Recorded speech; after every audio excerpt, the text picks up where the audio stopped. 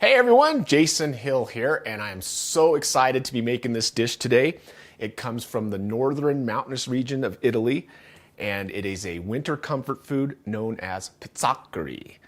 And our good friends Deshawn and Lele, and who Lele is from Milan, Italy, prepared this for us for one of our gatherings, and it is so delicious. It uses buckwheat flour pasta. It has browned garlic butter, 2 different cheeses. Bitto is the original Italian one, but that's hard to find over here, so you can use fontina or gruyere, and Parmesan. So, let's get started by making the fresh pasta. And remember, if you're liking these videos, like, share, subscribe, tag that notification bell so you'll be notified when we make a new video. Okay, let's go. All right, check it out. I've got 2 1/4 cups of buckwheat flour with 3/4 cups of all-purpose flour.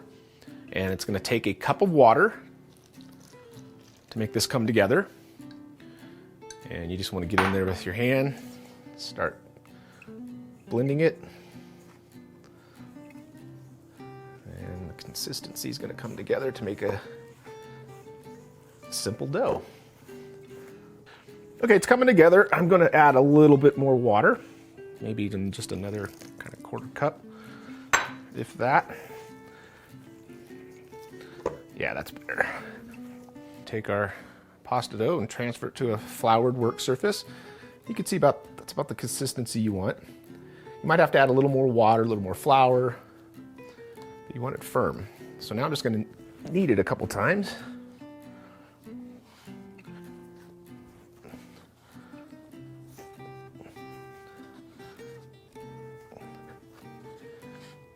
And then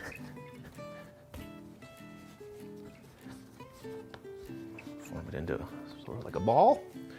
Get my plastic wrap, cover it for about 30 minutes at room temperature on the counter. And now we can start prepping the rest of the ingredients. So I've got a head of green cabbage that I cut in half. The recipe calls for Savoy cabbage or Swiss chard, but you can use green cabbage if you can't find that. So after I cut it in half, I'm gonna cut out the core. Just pull that out, set it down, and I'm just gonna basically just cut it in half and leave it pretty leafy.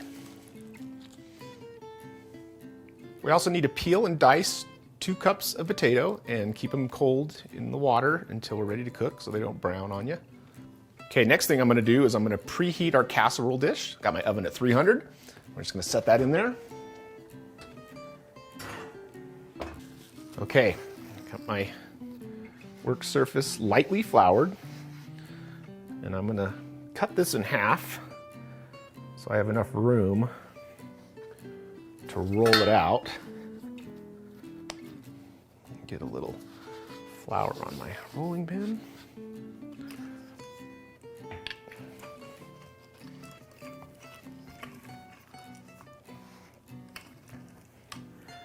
And you're gonna wanna roll it to where it is like an 1/8" thickness. Now we're gonna wanna cut them to about 2.5" strips.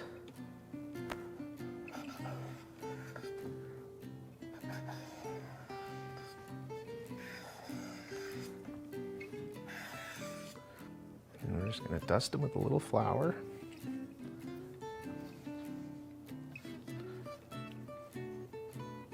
So they don't stick.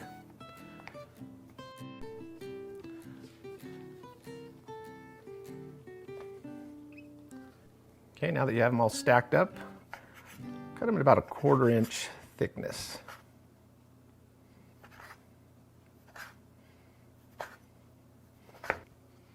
There they are. Okay, so I have a large stock pot filled about 3/4 of the way, rapidly boiling water. We're gonna add some kosher salt, a couple of hefty pinches, followed by our potatoes.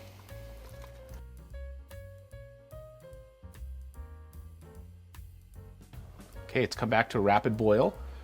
We're gonna boil this for another 5 minutes. Okay, after 5 minutes, it's time to add the Pizzochheri.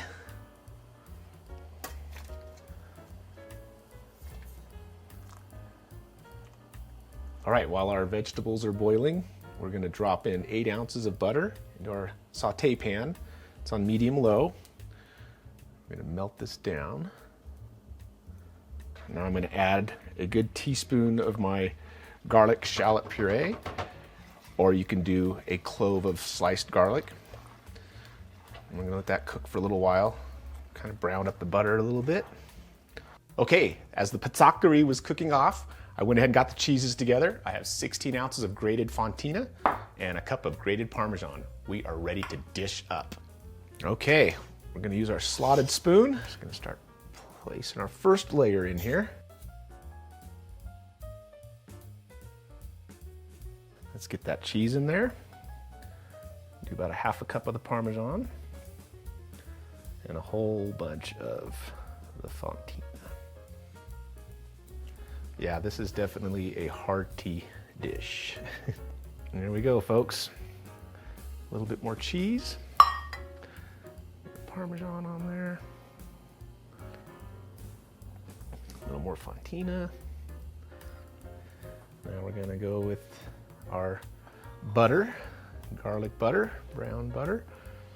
Oh yeah, and finally my preference is hit it with some fresh cracked pepper. Okay, let's dish up into your favorite little bowl. Get a nice couple of hefty scoops.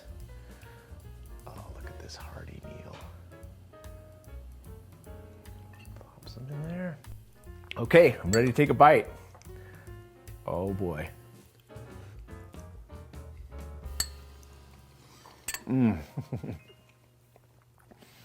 What a great comfort food dish for the wintertime. Give this recipe a try. Let us know what you think. If you're liking these videos, like, share, subscribe, hit that notification bell so you'll be notified next time we make a video. And as always, thanks for tubing in. It's wonderful.